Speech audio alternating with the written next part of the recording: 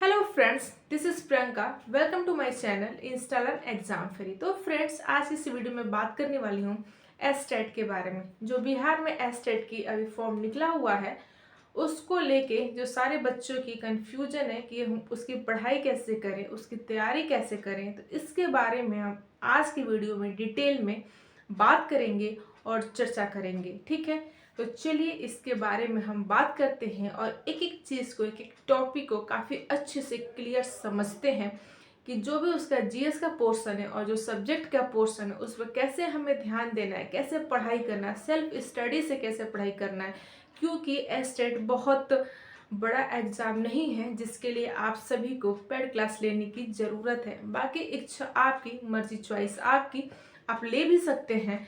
क्योंकि ये एग्ज़ाम अपने आप में बहुत बड़ा एग्ज़ाम है। बड़ा in the sense important exam है, क्योंकि एक तरीके से आप इसको प्री एग्ज़ाम बोल सकते हैं।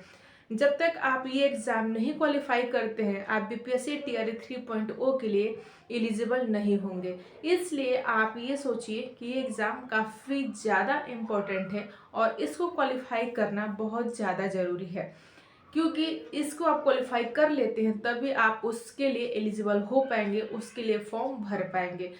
तो अभी ये एग्ज़ाम आपके लिए काफ़ी महत्वपूर्ण होने वाला है। तो चलिए इसके लिए हम थोड़ा सा डिटेल में डिस्कस करते हैं और जानते हैं कि इसकी स्टडी प्लान क्या है और हम कैसे इसकी स्टडी अच्छे से खुद से कर सकते हैं। तो चलिए स्टार्ट करते हैं।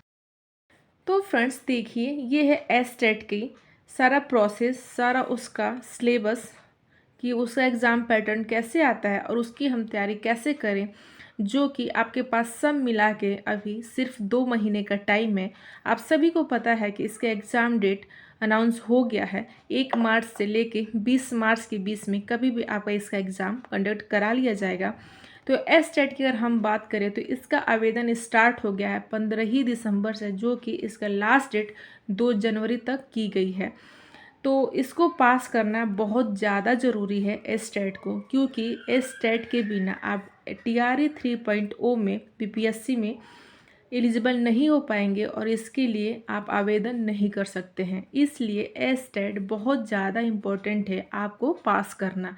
देखिए, ये बहुत ज़्यादा इजी पेपर नहीं आता है और ये भी नहीं कह सकते कि बहुत ज़्यादा टफ आता है।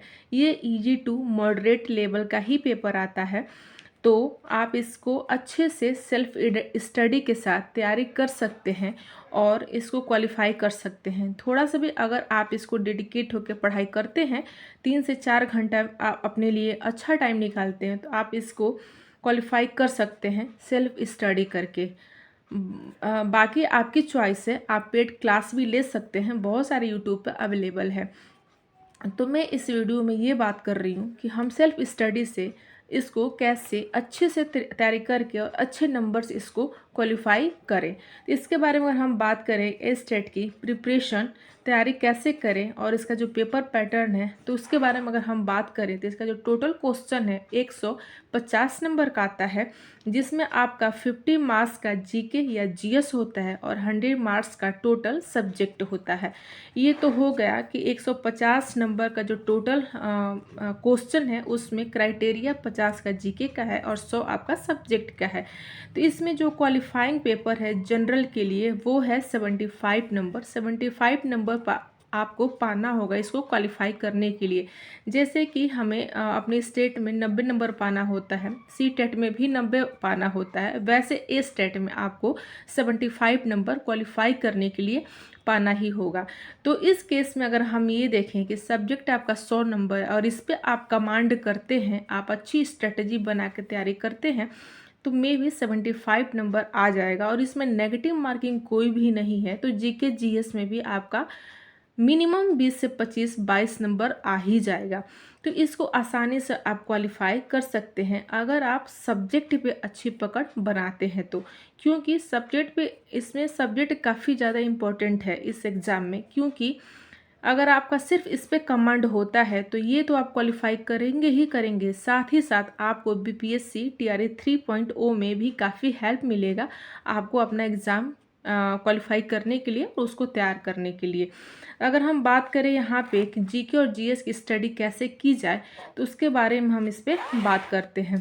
देखिए, जीके और जीएस में सिर्फ आपको क्या क्या पढ़ना है उस पे हम बात करते हैं, उस पे चर्चा करते हैं, क्योंकि जीके और जीएस की बहुत अच्छी खासी इसमें मतलब सिलेबस है। आपको पॉलिटी पढ़ना है, हिस्ट्री पढ़ना है, ज्योग्राफी पढ़ना है, इकोनॉमिक्स पढ़ना है, प्लस आपको करंट अफेयर, साइंस, बहुत सारे इसमें टॉपिक है, इन्वायरमेंटल है, जो कि आपको जीके और जीएस में पढ़ना है।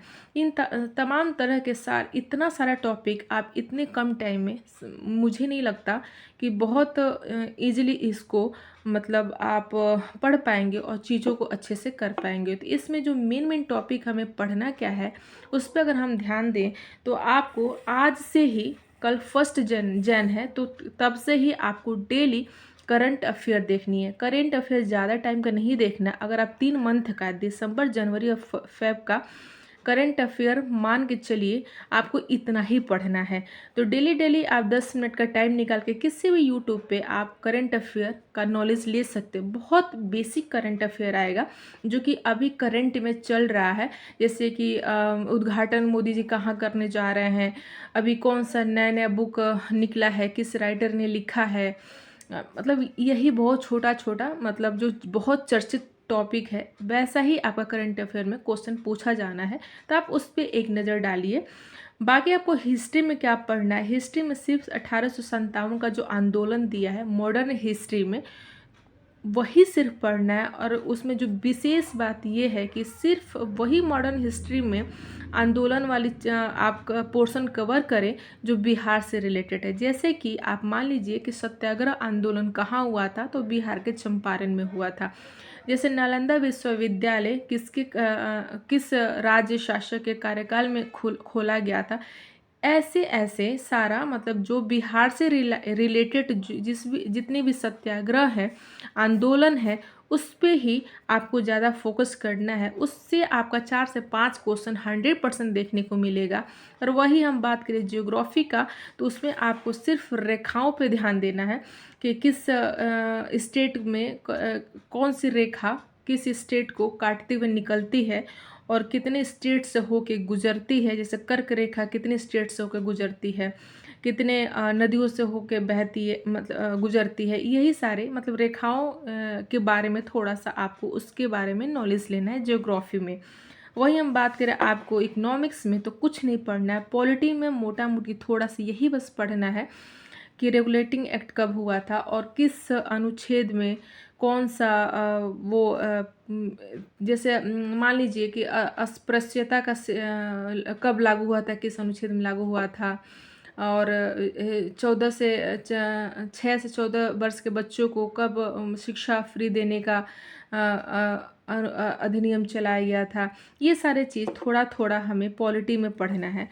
बस इतना ही आपको मतलब जीके में पढ़ना है। और साइंस और में ना तो आपको फिजिक्स केमिस्ट्री नहीं ज़्यादा पढ़ना है। बायो में सिर्फ डिजीज वाला चैप्टर थोड़ा सा आपको ध्यान देना है, जैसे कि बैक्टीरियल डिजीज़ क्या है, वायरस डिजीज़ क्या है, ये सारा चीज़ आपको ध्यान देना है। हाँ, केमिस्ट्री में आप थोड़ा बहुत, जैसे कि तो ये फिटकरी का सूत्र क्या है, धमन सोडा का इसमें फॉर्मूला क्या है, ये छोटा मोटा जो भी मतलब जो फॉर्मूला से रिलेटेड क्वेश्चन है वो आप इसमें केमिस्ट्री में देख सकते हैं। इससे ज़्यादा आपको कुछ नहीं पढ़ना है जीके और जीएस में। इतना अगर आप क्लियर कर लेते हैं तो आपका जीके जीएस में आराम से क्वेश्चन सॉल्व हो जाएगा। अगर वही हम बात करें यहाँ पे सिलेबस का, तो फुल तैयारी आपको जो करना है वो मेन सब्जेक्ट का है।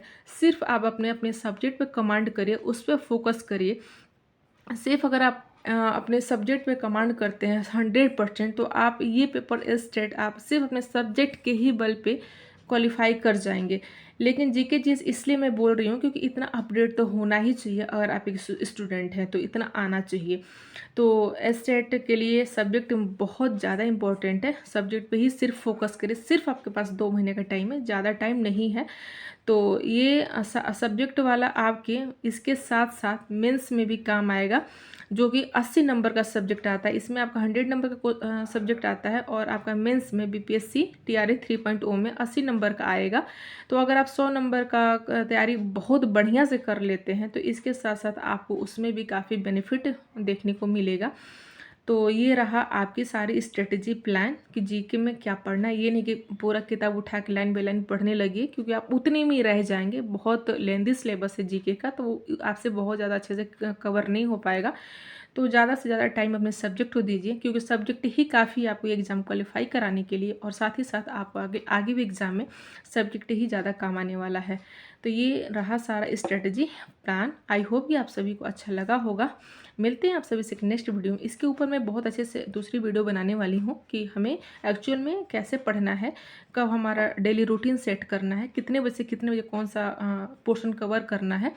तो हम दूसरे वीडियो में बात करते हैं। तो फ्रेंड्स चलिए तब तक के लिए इतना ही। Tata bye bye, thank you so much. अगर वीडियो अच्छी लगी होगी तो लाइक सब्सक्राइब शेयर कर दीजिएगा, बाकी आपकी मर्जी। Thank you so much.